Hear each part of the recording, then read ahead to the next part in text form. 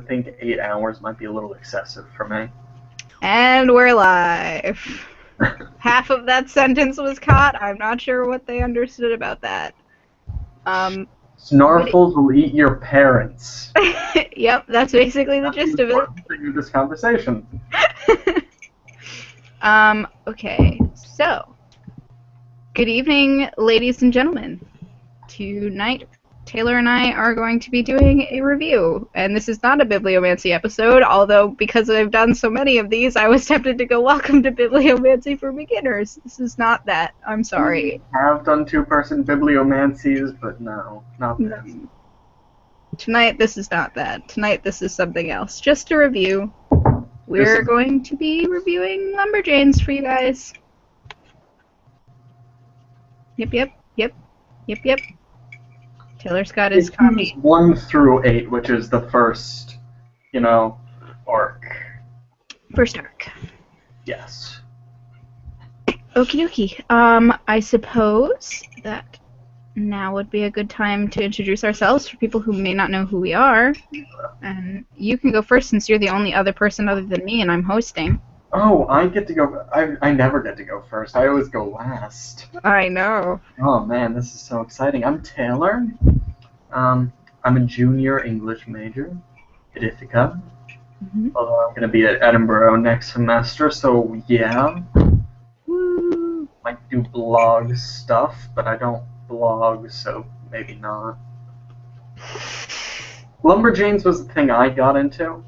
We'll be talking about that later when we're discussing them. But, so I just kind of threw them at Michaela, and here we are.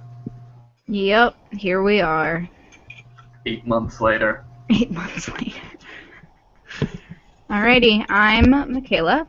You are probably watching this on my Google Plus page, my YouTube channel, or my blog. It's one of those. Apparently not my Twitter. Well, I mean, they could have come from your Twitter, but it's not hosted there. Just saying. I made my background festive. There's a boot, and I can't bend my arm. There's a Hanukkah teddy bear right there. It's got a yarmulke on, but you can't see it, but it's there. That's to make Anna feel good for when she doesn't watch this video. Alrighty. We're welcoming, accepting of all things. Today, like I said, we're going to be discussing Lumberjanes, specifically issues 1 through 8. I think the 9th one came out. But yeah, the 9th one came out early in the week, but that's kind of a book of ghost stories, Right. With independent artworks. Not a plot arc. Not a plot arc, so not important to this video. I can read for you guys what Goodreads has for the description for the first comic if you don't know what Lumberjanes is. And I'm actually going to use this showcase feature because this is new. I have no idea if it works, but hopefully the link to the Goodreads page is showing on the screen right now. That would be great. But I'm going to read it anyway. If you would like to check it out, you can yourself. There should be a thingy there for you to click. Oh, it just slid up on the list. It was beautiful and technology. There you go. Technology. Why we love it. I assume we is the Goodreads staff, but I don't know. 5 best friends spending the summer at Lumberjane Scout Camp, defeating Yetis, 3-eyed wolves, and giant falcons. What's not to love? Why, you'll love it. It's Buffy the Vampire Slayer meets Gravity Falls and features 5 butt-kicking and rad teenage girls wailing on monsters and solving a mystery with the whole world at stake. And with the talent of acclaimed cartoonist Noelle Stevenson, talented newcomer Grace Ellis's writing, and Brooke Allen on art, this is going to be a spectacular series that you won't want to miss. So what's it about? Joe, April, Mal, and Molly, and Ripley are 5 best pals determined to save an awesome summer together, and they're not going to let any insane quest or an array of supernatural critters get in their way. Not only is it the 2nd title launching in our new now being Boom Comics, our new Boom Box imprint, but Lumberjanes is one of the most punk rock, love everything about its stories that appeals to fans of basically all excellent things. We are going to be discussing the plot of this stuff, but I think that Taylor and I can both give a spoiler-free thing right now really quickly, and then if you would like to read these before you come and watch this video, you are welcome to. Would you like to say what you want to say about it without spoiling anything? Like, there are things that many things I like, I guess. I'm not sure what you're looking for here, because I don't think much of this discussion will be spoilery, but I think this is a great comic. It is definitely, written with a younger audience, not like young kids, but like, it's definitely a family-friendly comic, but I think it's wonderful. Artwork, writing, it's funny, it's fun. It does a great balance of not necessarily serious, but just, action and then just really well done humor. Right. So I think that's great. All of it. Also, I would argue with that Goodreads description, because it's not Lumberjanes camp. They are Lumberjanes, but it's the very lengthy thing I'm trying to bring up. Yes, the Miss Quinzella Thistlewinds Penequiquil Thistle Crumpets Camp for Hardcore Lady Types Friendship to the Max. Yep. Maybe great camp name. Takes a whole pamphlet page just for the name of the camp. Yeah. Hardcore Lady Types. Hardcore Lady Types. I would agree with that. I really enjoyed it. I found everything about it pretty spot on and interesting, and I would say that you should read it if you haven't already. If you don't mind being spoiled in case we do spoil something, then you are welcome to stay, but if you would prefer not to, then I would say that leaving it would be fine as long as you come back to watch this once you've read it. Please and thank you. You take the time of not watching this to go read it. Yes.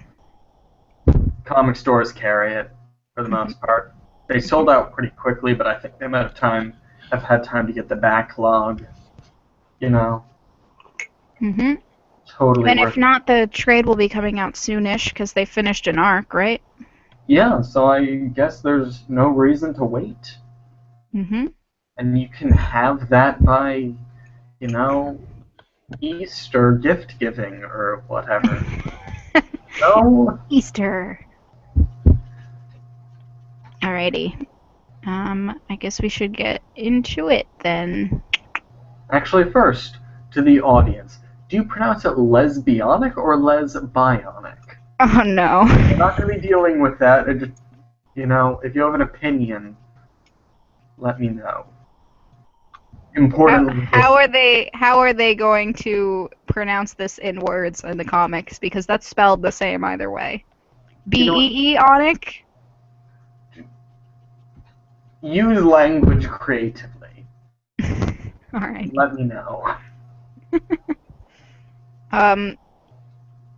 Do you want to start with discussing the fact that this is meant for younger readers, sort of? Yes. First, I'd just like to get into how I actually found this comic. That's fine. Because I knew Noelle Stevenson from her webcomic Nimona, which just recently wrapped up and is going to be made into a book coming out soon. So that's another one for your Easter gift giving. So she wrote and illustrated that, but she's just the lead writer here. And something I praised like 3 minutes ago was the comic's ability to balance, lighthearted humor and, action and just other things. And it's a good, lighthearted, experience of things and language that I'm not using effectively. So I think she definitely shines in this, and the artwork. Actually, let's just talk about artwork as something completely separately later. Okay. Because there are things to be said about that. But yeah, kids comic, which I said in my intro, and I'm just gonna let you talk before I ramble forever about nothing. ramble forever. I will say that before Taylor was like, hey, you should read this thing, that Amy Dolan on her comic show on the Geek and Sundry channel had sat down with, I don't know if it was the artist and one of the writers or just the writers, because there's two, right? Yes. And Grace Ellis is the other writer. Okay, so it was either both of the writers or one of the writers and the artist, and I don't remember who was there because it was way back in the summer, and discussed the comic with them. So if you would like to go and see, like, from their own words what they were hoping of, like, before this comic really got popular, when they just started making it, you can go watch that video. That's where I saw it. Well, these went off the shelves, like, immediately. Oh, yeah. No, everybody loved it. Because I haven't seen that interview. I don't know if I can find it. If I can find it, I will either post it in the description later, or with the blog post I'm going to be posting this video with later in the week. And by that I mean on Christmas Eve. Christmas Eve video. Christmas miracle. But that's a good place to, like, sort of see what they were thinking about way back before this got real popular. Yeah. Right. Super popular. Super fun. Alright, so time to really get into it. What is the first order of business? Favorite part / issue. Okay. I think my favorite issue was definitely the capture the flag issue, because it begins hugely dramatic with absolutely no context. Mm-hmm. And they managed to have a very lighthearted, just issue that's all about this game that actually introduces a lot of important story information. Right. So, a problem, with those, kind of fantasy stories is just the info dump. Where right. It's like, okay, let me sit you down and tell you what's really been going on, and this is going to be like an entire issue of just talking at you, explaining, ancient conflicts, and this didn't have that. Nope, it did not. Which might be frustrating for some people, I would say. Really? Why do you think so? Some people want it all explained to them. I have found that there are people who complain about it being dragged on too long when it's like just stuff is happening and they don't know why stuff is happening. That can, like, deter from their enjoyment of the story. I'm not one of those people, but I do know that there are people like that out there. And this certainly isn't a comic that takes its time. Like, you get things like Low that has a lot of action, but it also is really, ponderous in getting into certain things. Well, this is just like, nope, holy kitten, nope, this thing, next. Star chart. We need to get to the lighthouse, but they're Yetis, and then Boy Scouts. Yeah. It keeps going. Yeah. And I like that. It's not quite breakneck, but it's always moving. True. Which I think it appeals to younger audiences more. They get bored with the drawn-out lulls. That's one of the things about, like, books for children, is that it is the pacing of it has to be flawless. There can't be any lulls. Yeah, otherwise, they get distracted. Snappy dialogue of Holy Mae Jameson and things like that. The curse words, which aren't curse words, they're great. I agree. Random historical females. Figures. Good. I guess my favorite issue is the one where they finally find out that some of the people at these camps are basically gods in, like, human form, just having summer camp times. Mm-hmm. And they, like, are, like, roped into stealing this thing from the camp master, and, like, there's just this weird, like, And Like, Jen. yeah, this scene of like them trying to like do this major heist, Yeah. like you would see in like an old like Pink Panther film or something. Yeah, That was like a really solid issue for me. it's like the Girl Scouts doing Ocean's 11. Yeah, to just steal this weird rock thing. And what I liked about that scene was that they're like luring the Scoutmaster out and drawing out. And it never actually says it, but as you're reading, you're like, she totally knows what's going on. She's just. Oh yeah. Isn't the night great? I wish I could go out, but maybe I shouldn't. Starts to turn like super slowly. And they're just screaming, Whooperwill! Whooperwill! A+ bird calls. A+. Alrighty. That was my favorite. Because it was funny and like a good like kids would totally do that. It was good. It also had some like Class A. I don't even know if that's an expression. Some A+ Ripley scenes. And Oh yeah. as you discussed, Ripley is your favorite. And Oh yeah. tiny, hyperactive wild card who gets thrown as I'm a fastball. I love her. She's so great. She's pretty fun, but April, the tiny ginger, is definitely my favorite. And, you know, the phrase spirit animal gets tossed around a lot, and I want to say that, but she's far more martially competent than I will ever be. So I can't really. I don't think that Ripley's my spirit animal. It's another one of those. God, I wish. Oh, that'd be great.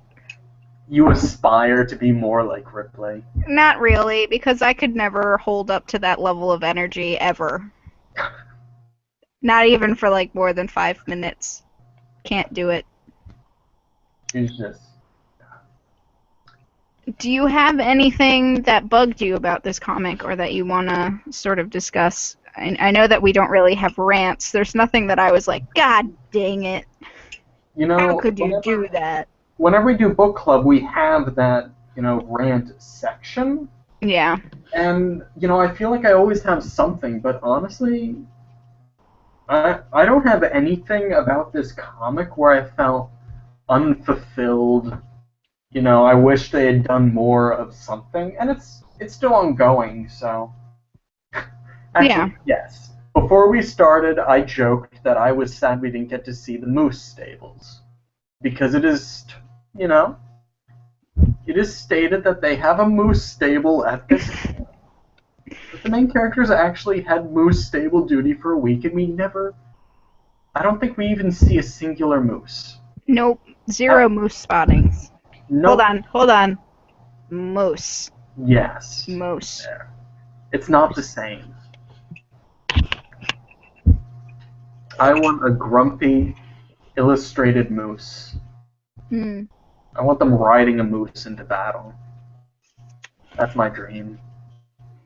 I agree that with this comic, I can't really think of something that particularly bothered me, and I was just looking over there because that's where I put all of the comics that I've sort of read this fall as I got back into comics. And almost every single one of them, with the exception maybe of Pretty Deadly, there was like one thing I could say, you know, I really wish they would have done this, or it would have been better if they hadn't done that.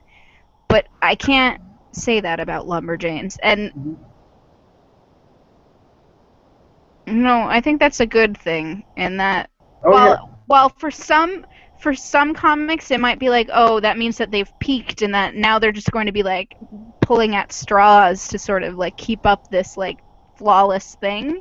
But I think that the way that this is set up, in that it's just like girls having fun camp adventures together, like there's really no way to mess that up. Yeah, and it's like, it's not aspiring to be this life-changing great American novel or anything. And, you know, it's not trying too hard, and it's entirely in its element. All of the creators seem to have a great thing going, and as a result, it's just, you know, it's fun, and, you know, totally at ease with itself, and I think that's great. Yeah, I agree. Do we want to talk about our favorite characters more than just that, or have we sufficiently discussed our favorite characters? Ripley just screams from the heights, Ripley! I don't think we need to go too in depth in our specific characters, but I mean, it's five, the five main characters, and they've all got a great, voice and kind of the things they're good at and the things, they're not good at. And it's all just very well balanced and fleshed out. And one of the things I want to talk about the art in general after this. One of the things I thought was great about it is that even the background characters all seem to be like fully realized. Like they have some fashion quirk, or like they're doing something that makes it feel like this is an actual place, and all of these characters could have stories about themselves. Right, and that it's not just 5 Mary Sues and a bunch of zombie characters set in the background for placement.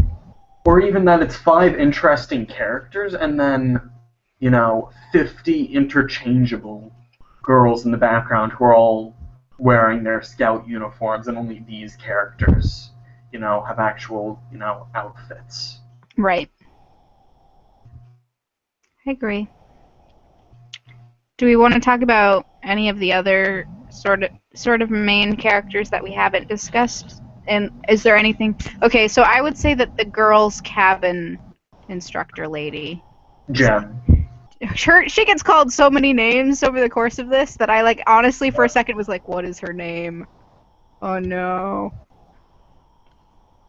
She, I think, is sort of like, if I was going to say that the characters of this story have character growth, I would say yes, but the most character growth is found in her. The counselor, basically. And all of them sort of have their little mini learning things, but she's over the entire course of this is changing dramatically, and how she's reacting to everything, and just as a person, and what her sort of morals are as a counselor. Definitely, and it's a great reversal of roles because she is the counselor and expected to be the responsible one, which she totally is, and she's really uptight. And over the course of the comic, she's like, I want to be cooler. And so by the end, she actually, she joins in with that heist. That's a spoiler. Spoiled. Whatever. She joins in with that heist, and she feels good about herself, overcoming that and helping the girls win the day. I agree. And good for Jen. And I think that's why she finally gets called the correct name by the lady who owns the camp.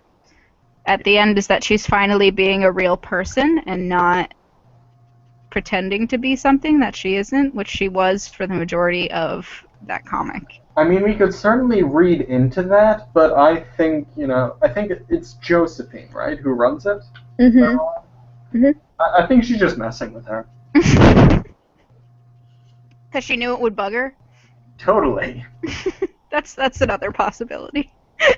Josephine is totally laid back, and, there are multiple points, even from the first comic onward, where she's like, Jen, you need to step back.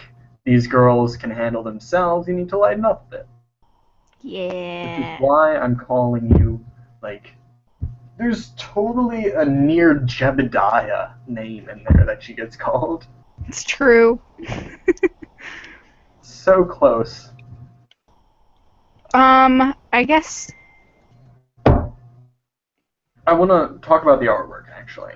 Okay. I've been saying that 4 times, and I think now is a great time. Okay. The background characters. Because something that I loved about this comic that I don't see in a lot of other ones is that the characters are always doing something. Right. There will be a scene with 2 characters having a conversation, but in the background, the rest of the team isn't just blank-faced or walking in a straight line.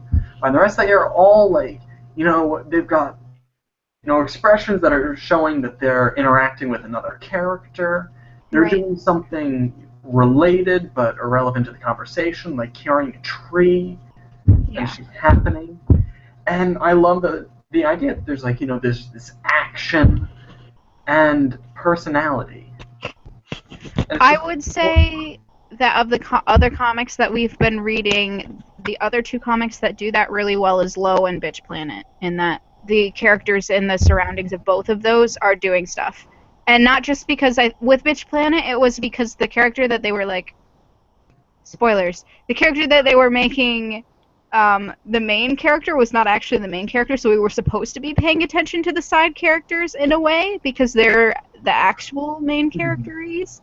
But Low does it too, and when there's scenes where there's characters walking around, if there are other people in those panels, they're interacting with each other. They're not just around. Yes, and I would agree with that, like especially because Low has some excellent 2-page spreads of just large group areas. Right. So I feel like it feels different in this. Like, you've got that relationship between Mal and Molly. That's kind of going on throughout this, and you can catch like background panels of them like looking embarrassed or giving each other sheepish looks, and I think that's that stands out to me more than there's characters interacting in Low, for example. I don't remember which comic. It's in Low, in the comic, when the son and the mother get into the other, like, undersea station with all of the mutiny people, all of the scenes of them walking through there, every single one, was telling a story with all of those people who are just living there. Like, there were dudes having fights in the background, and you could, like, totally tell that they were, like, about to, like, have a fight as these people were walking along, and then you sort of saw stuff progress as it was going. And, like, no, it's not progressing over the entire comic, and they're not there constantly, as it is with Lumberjanes. I would still say that, yes, that happens, and that there's sort of little mini-stories being told in the backgrounds as subplot, which I think is important for comics, and that a lot of comics lose that, and that there's no subplot, because the subplot would be in the illustration. You can't have subplot in the dialogue. The artist is giving us the impression that there's nothing interesting in this world that is not happening in the foreground for these characters. And I will admit I was kind of shooting myself in the foot arguing against Low, because Low is an excellent comic. And I do not have bad things to say about Low. I have many good things, but so a poor example for me to try to argue against. Yes. They both do a very good job. I would say so. Although Low is, unlike Lumberjanes, not for all audiences. Oh, no, definitely not. I would recommend Lumberjanes. I'm pretty sure the back of all of the Low comics say rated M for mature. As it should be. As it should be. For its mature content. For its very mature content. Hold on, I got one here. Don't just flash the page 3 spread, Michaela. Oh, I'm making noise so you can see this. Does that say rated M for mature? Yeah, it does. Yeah, it does. There, you proved. Also, this is issue 1. Thank you very much. The first cover of Low, if you would like. Again, not for children. Not for children. Rated M for mature. Maybe we should discuss Low at some point when it wraps up an arc, or when the first volume comes out. I agree, because I was about to say I think I've already done one, but no, I only did reviews for the bind-ups that I had of a full arc. So yes, we should totally do that. I agree. Because I have things to say about the power fantasies implied by the cover of issue 2 that are excellent. This has boobs on it. I can't show it. You can't show it. So, see, it seems like cheesecake when you first have the comic, and I was thinking that, but by the time you get to the end, you understand it a lot more clearly, and it's a very interesting commentary. Yes. And what was our next talking point for Lumberjanes? Because we The setting. Do we want to talk about the camp and the sort of magical stuff that's going on? Yes, the camp in... So we were discussing where this camp would be, and since Moose, we think either Canada or, like, the Vermont, New Hampshire thing. And this is not an important discussion, but yeah, my money's on... I'm saying Vermont. Vermont. Vermont. Nobody said a boot, so yeah, it's probably not Canada. A boot. Out in a boot.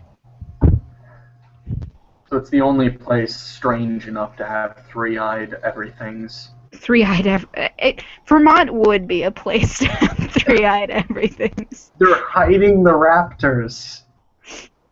Oh gosh. Yep. Also, Lumberjanes. There were raptors in the kitchen. There were indeed raptors. There are like so many like subtle like you should have seen this movie / something for adults that you would enjoy, which is why this also makes a great comic for adult type folks. Yeah, like April, when Ripley asks if April could teach her how to arm wrestle so well, she says, "I could teach you, but I'd have to charge." Right? And that's something a small child should not know. Nope. Probably. Probably. Not that bad, but no. I think it's a little older than them. Yeah. Is that song still culturally relevant? My milkshake brings all the boys to the yard? Yeah, is it? Well, I mean, people our age still make that reference a lot, so... I guess. I suppose. Not for children. Well, I don't think it's culturally relevant to children, so it's being phased out, but it is still at the moment. I think. I hope. Don't... Guys, let's bring that back, if it is fading away. Disenchanted 20-year-olds, bring it back. For all the wrong reasons. That, and go to nickreboot.com and watch all of the greatest Nickelodeon television shows. Not just the cartoons, also all of those, like, gross 90s shows where they put slime on people, and, like, those shows where they had the kids competing in, like, exercise-y type things, all that stuff. Exercise type things, gross. Plus, in between all the shows, they have great 90s commercials, and I would watch that for just the 90s commercials. Michaela, we keep getting distracted. It's because it's just us. I know. What happens. It's alright. We've only been talking for half an hour, and we've already reached the ending of our thing. Already? Yeah, that's the last of my list, unless you have more stuff to talk about. Kate Leth and her wonderful badges. Okay. The merit badges discussed, such as my favorite, Pun Gym Master. Also, as part of the newest one, for ghost storytelling, it's If You've Got It, Haunt It. Haunt it. Deserves a Pun Gym Master badge in itself. Probably. I would say that the fact that Artemis's character's name is Diana was not being subtle at all. Perhaps not, but it's not like we would have inferred anything, because... No, we would have, like, there was nothing implied at all throughout this thing that there was Greek gods hanging out. Retrospectively witty. Yes. It was like, oh, I see what you did there with the Roman and the, yeah, I gotcha. I gotcha. Yeah. I think we also need to have a moment to discuss just Zeus and his presence as the cool dad, who appears in this comic only as a cow. I know. With a really bad tie. I don't have anything more to say about that. Like, I don't... I say that is a perfect representation of how Zeus seems to represent himself in history and lore. The cool dad? Yeah. It would only be better with him having sex with something and or getting very upset for no reason. Comic, Michaela? No. That's what I'm saying, is that if this is aimed at children, that they wouldn't have those two sections, but that's the only other two facets of Zeus. Well, that's Zeus fair. being the cool dad, Zeus having sex with everything, and Zeus being angry at nothing, but angry all the time. So I don't really feel the need to drag this episode on forever when we've run through our list. It's true. So. Alrighty. So I guess we shout out our social media stuff. And while that happens, I'm going to showcase the thing again. Let's see if that works. Taylor, your Twitter should pop up on the screen. I'm watching. I'm watching the showcase tab. Huh? Oh. Did Okay, fine. You did it. Good. Get your techno badge. Got my techno badge.